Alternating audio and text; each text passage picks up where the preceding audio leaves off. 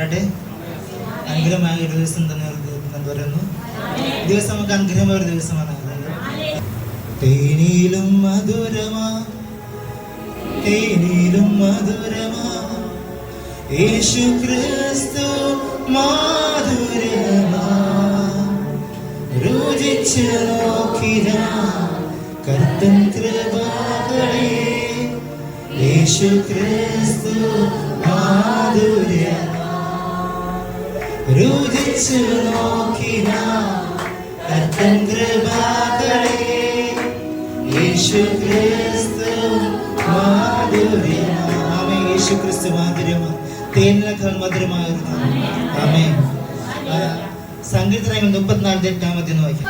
യഹോവ നല്ലവൻ രുചിച്ചവൻ, അവന് ശരണം പ്രാപിക്കുന്ന പുരുഷൻ. യഹോവ നല്ലവൻ രുചിച്ച ടേസ്റ്റ് ആൻഡ് സീ. അവന്റെ നാമത്തെ, യേശുവിന്റെ നാമത്തെ, ദൈവത്തിന്റെ നാമം, മധുരമായ നാമത്തെ അനുഭവിക്കുക, ടേസ്റ്റ് ചെയ്യുക, കാണുക, അത് സ്വീകരിക്കുക. അതാണ് പറയുന്നത്. അതേപോലെ തന്നെ ദാവീദ് പറയുന്നുണ്ട് സങ്കീർത്തനം 119 വാക്യം. തിരുവചനം എന്റെ അണ്ണാക്കിന് എത്ര മധുരം, അവ എന്റെ വായ്ക്ക് തേനിലും നല്ലത്. ആമേൻ. നമുക്ക് എല്ലാവർക്കും അറിയാവുന്ന കാര്യമാണ്, തേൻ എന്ന് പറയുന്ന സാധനം ഭയങ്കര സ്വീറ്റ്നെസ് ആയിട്ടുള്ള സംഭവമാണ്. ഷുഗറിനെക്കാളും സ്വീറ്റ്. നമ്മൾ മധുരമുള്ള സാധനം കഴിക്കുമ്പോൾ നമ്മുടെ നാവിന് ചെറിയൊരു മധുരം വരും. പക്ഷെ തേൻ എന്ന് പറയുന്ന സാധനവും നമ്മുടെ അണ്ണാക്കിലാണ് ഇവിടം വരെ മധുരം ഉണ്ടാകും. അതിന്റെ സ്മെല്ലും അതെല്ലാം നമുക്ക് ഇവിടം വരെ എത്തും. അത്രയ്ക്ക് ഡീപ്പാണെന്നാണ് പറയുന്നത് ദൈവത്തിന്റെ വചനം. നമ്മുടെ അണ്ണാക്കോളം ഉള്ളിലോട്ട് പോകുന്ന ഒരു വചനം. വേറൊരു മധുരവും വേറൊരു നമ്മൾ ഏത് പുസ്തകം എടുത്താലും. പക്ഷേ ഇതൊരു സാധാരണ ഒരു പുസ്തകമല്ല, സാധാരണ വാക്കല്ല. ദൈവം നേരിട്ട് നമ്മുടെ സംസാരിച്ച വാക്കാം. അപ്പൊ അത്രയും ഡീപ്പായിട്ട് നമ്മൾ അത് കയറുന്ന ഒരു സംഭവമാണ്. അത് തേനിനേക്കാൾ മധുരം. അതാണ് ദാവീദ് വ്യക്തമായി പറഞ്ഞത്, എന്റെ നാവിന് തേനിനേക്കാൾ മധുരമുള്ള വാക്കാണ്. തേൻ എത്രയാണോ അതിനേക്കാൾ മധുരമാണ് ദൈവത്തിന്റെ വചനം എന്നാണ് ദാവീദ് പറയുന്നത്. നമ്മളെല്ലാവരും നല്ല പൂക്കളാണ്. വിലപ്പെട്ട തേൻ ഉദ്ദേശിക്കുന്നത് യേശു. തേനിനേക്കാൾ മധുരമുള്ള തേൻ, തേനിനേക്കാൾ മധുരമുള്ള സ്വീറ്റ്നസ്, അത് യേശുവാണ്. വിലപ്പെട്ട തേനുമായി വരുന്ന പൂക്കൾ നമ്മൾ. യോഹന്നാൻ 6:67-68.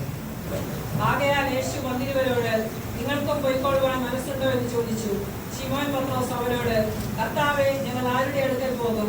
നിത്യജീവന്റെ വചനങ്ങൾ നിന്റെ പക്കലുണ്ട്, നീ ദൈവത്തിന്റെ പരിശുദ്ധനെന്ന് ഞങ്ങൾ വിശ്വസിച്ചും അറിഞ്ഞുമിരിക്കുന്നു. നമുക്കറിയാവുന്ന കാര്യങ്ങൾ ആ വചനം നമുക്കറിയാം. യേശു ശിഷ്യന്മാരോട് കുറെ ശിഷ്യന്മാരോട് സംസാരിക്കുന്ന സമയത്ത് കുറെ പേര് തിരിഞ്ഞു പോയി. അത് കഠിനമായ കാര്യങ്ങളുണ്ട്, അവർക്ക് മനസ്സിലായില്ല. മധുരമല്ല വാക്കാണ് പറഞ്ഞത്, തേനിനേക്കാൾ മധുരമല്ല വാക്കുകളാണ് ദൈവം പറഞ്ഞത്, യേശു പറഞ്ഞത്. പക്ഷെ അത് മനസ്സിലാകാത്ത കുറെ പേര് പോയി. ബാക്കി ശിഷ്യന്മാരോട് ചോദിച്ചു, നിങ്ങൾക്ക് അവിടെ ഇപ്പൊ പോകാൻ ആഗ്രഹം ഉണ്ടെന്ന് ചോദിച്ചു.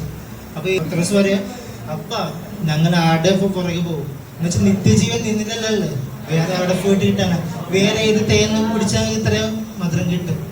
പത്രോസ് പറഞ്ഞു, നീ അല്ലാതെ വേറെ വഴിയില്ല, യേശു അല്ലാതെ വേറെ ആർക്കില്ല. നമ്മൾ ഏത് മഹാന്മാരുടെ പുറകെ പോയാലും, ഏത് ലോകത്തിലെ ഏത് പുസ്തകം വായിച്ചാലും, ഏത് ജാതികളുടെ പുറകെ പോയാലും ഒരിടത്തും നിത്യജീവനില്ല. നിത്യജീവൻ ഉണ്ടെന്ന് പറഞ്ഞ ഒരേ ഒരു പുസ്തകം നമ്മുടെ ബൈബിളാണ്.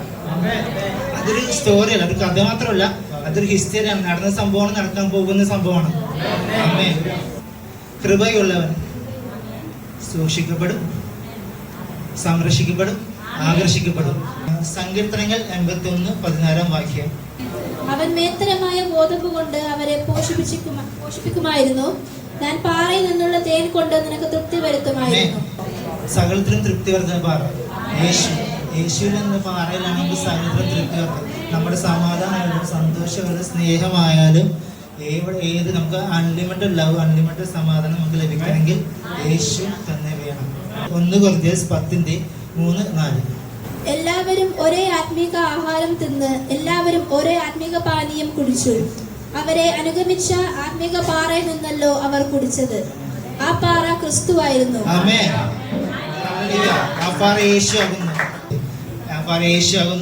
യേശുവിന്റെ ശബ്ദം തേനിനേക്കാൾ മധുരമാണ്, അവന്റെ വാക്കുകളും തേനിനേക്കാൾ മധുരമാണ്.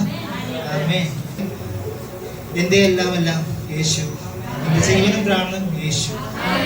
എന്റെ എല്ലാം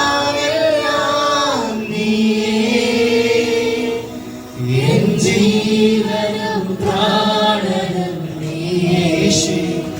എന്റെ എല്ലാം നീയേ.